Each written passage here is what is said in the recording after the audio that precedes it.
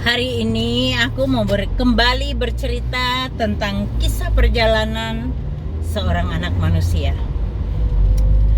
Karena saya pelayanannya di lereng-lereng gunung dan juga di dusun-dusun terpencil, sehingga banyak hal yang saya temuin dalam pelayanan saya. Nah, saya mau cerita tentang seorang anak muda. Anak muda ini bernama Titus. Nah, Titus ini saya kenal beberapa tahun lalu. Itu setelah dia keluar dari penjara Nusa Kambangan. Kita semua tahu kalau penjara Nusa Kambangan itu buat para pelaku kriminal yang pasti sangat apa ya, kalau misalnya seorang pembunuh pasti dia seorang pembunuh yang mungkin pembunuh berantai atau yang dia membunuh banyak orang gitu, ataupun mungkin bandar narkoba gitu ya, sehingga harus diungsikan jauh dari kehidupan masyarakat pada umumnya. Beda dengan lembaga permasyarakatan yang di kota-kota pada umumnya. Anak ini kasusnya apa sih sebenarnya? Kok bisa seorang anak dari lereng gunung ini, dari dusun yang terpencil ini, bisa sampai ke Nusa Kambangan ya? Gini nih ceritanya. Jadi dia tuh pacaran, sebenarnya bukan pacaran juga ya.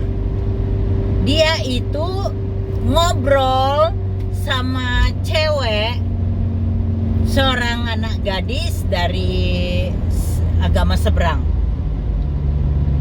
Ya, kalau saya udah ngomong dari agama seberang dan kejadian ini begitu tragis, tentunya kalian bisa mencerna sendiri dari mana dia ya. Nah, waktu mereka, dan bukan hanya mereka berdua saja, tidak ada teman-teman Titus yang lainnya juga. Dan tiba-tiba mereka digerebek, dan itu di pinggir jalan loh. Jadi di jalan kampung lah. Dan dilaporkan polisi. Saya tidak tahu pasal apa yang dikenakan pada Titus pada saat itu ya. Sehingga Titus ini diproses BAP dan akhirnya kasus ini maju ke meja pengadilan. Dan dia tidak didampingi keluarga maupun pengacara. Nggak ada yang mendampingi sama sekali. Sayangnya kasus ini tuh sudah berlalu. Kalau kasus ini terjadi di tahun-tahun sekarang, wah, pasti saya rasa sih pasti Titus tidak akan mengalami hal seperti ini. Pastinya Titus tidak akan mengalami hal seperti ini karena kasus ini begitu tragis buat Titus, karena dia harus dipenjara dari Temanggung dan dia kena 5 tahun loh. 5 tahun penjara dia jalani di lapas Nusa Kambangan, di lapas narkotik. Ada di sana mungkin bangsal-bangsalnya sendiri ya. Ini bangsal narkotik. Anak dusun yang sangat culun, gak ngerti apa-apa, terus kena hukuman kayak gitu. 5 tahun dia harus menjalani di sana. Ini bukan anak orang punya, dia anak orang sangat miskin. Aduh, kasihan banget. Sudah Kristen, miskin pula. Sehingga betul-betul membuat keluarganya sedih sekali. Orang tua, keluarganya ya, budenya, tantenya, bahkan simbah putrinya itu menjadi betul-betul terpukul banget dengan kejadian ini. Karena kejadian ini berbeda versi dengan yang ada Ya kebetulan saya punya seorang teman juga yang melayani di lapas, dan di sana mereka dengarnya si Titus ini menikahi, membawa lari gitu loh. Membawa lari anak gadis seorang, anak di bawah umur, dan dinikahin. Nah bayangin, menikah di gereja itu kan tidak mudah orang Kristen. Bagaimana mungkin Titus bisa menikahin anak ini? Nah ini kan aneh. Tapi itu yang terjadi, ketidakadilan di negara ini ya. Diskriminasi hukum bagi minoritas. Karena banyak sekali kasus yang terjadi dan minoritas itu tertekan. Betul-betul ditekan. Saya ngomong begini, berani saya ngomong. Ini kenyataan loh. Kita lihat Muhammad Kacek.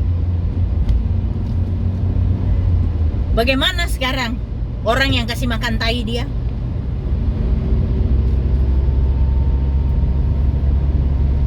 Nyaman-nyaman aja, tidak ada kasus ini tidak diperpanjang dan lain-lainnya. Bagaimana dengan kasus-kasus yang seperti begitu?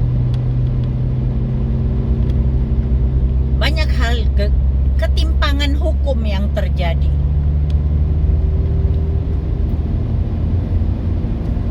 Perjuangan bangsa ini untuk merdeka itu didukung banyak pahlawan etnis China. Orang Chinese yang di Indonesia banyak yang berkorban untuk negara ini.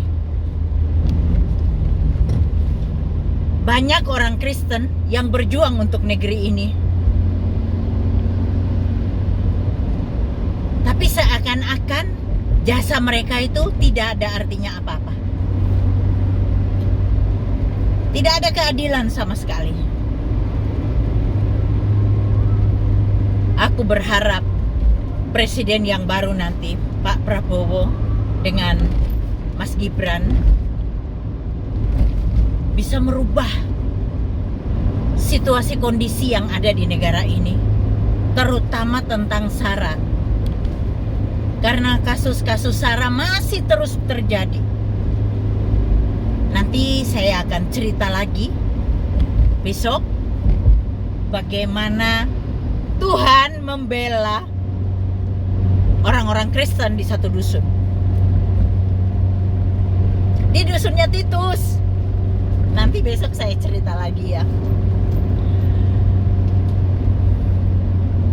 Saya percaya bahwa kalian yang menonton video ini mengerti.